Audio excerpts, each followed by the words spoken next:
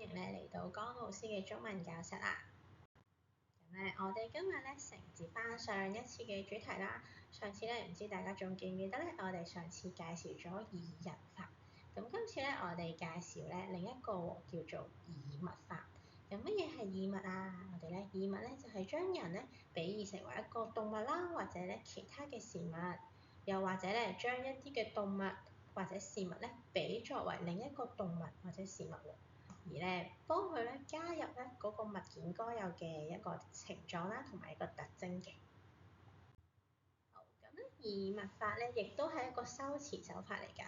咁運用擬物法我哋可以令到描寫嗰個對象更加生動啦，形象更加鮮明同埋突出嘅。咁我哋到底點樣判斷佢有冇用到擬物法呢？好，咁我哋一齊嚟睇下兩幅圖片，一齊觀察下喎。左邊嗰幅圖畫我哋見到一個小女孩喺度大嗌啦，好似喊緊咁喎。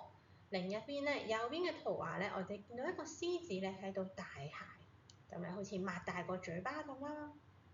好，下面有一個句子啊，妹妹生氣了，向着哥哥咆哮。佢到底有冇用到擬物法呢？如果有嘅話，去到底邊一個地方用咗擬物法啊？而家你聰明嘅同學應該見到江老師將咆哮用咗熒光筆間低咗喎。呢度嘅咆哮係指野獸嘅怒哮喎，係一個動物嘅特質嚟㗎，係動物先有嘅。而句子我哋將妹妹比喻成為一隻野獸啊，向住哥哥咆哮喎，即係話將妹妹比喻成為一個動物獅子啦，令到佢好嬲嘅形象更加鮮明同埋突出嘅。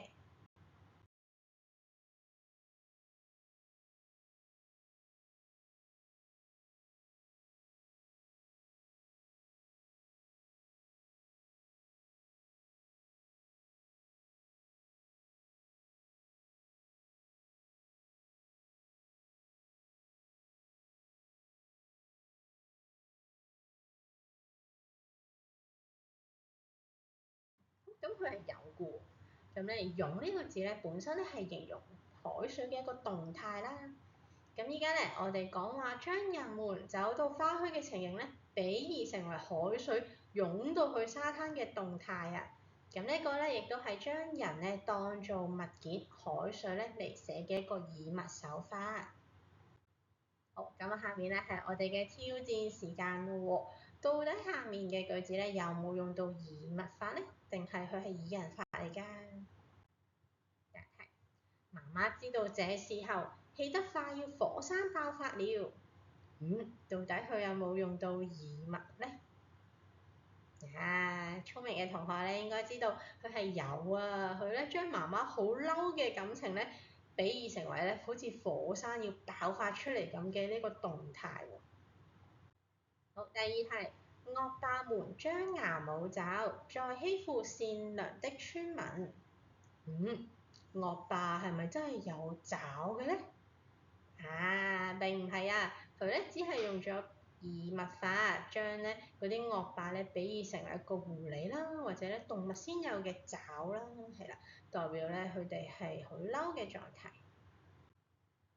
好，最後一題，這個騙徒面對警察已經露出了狐狸尾巴。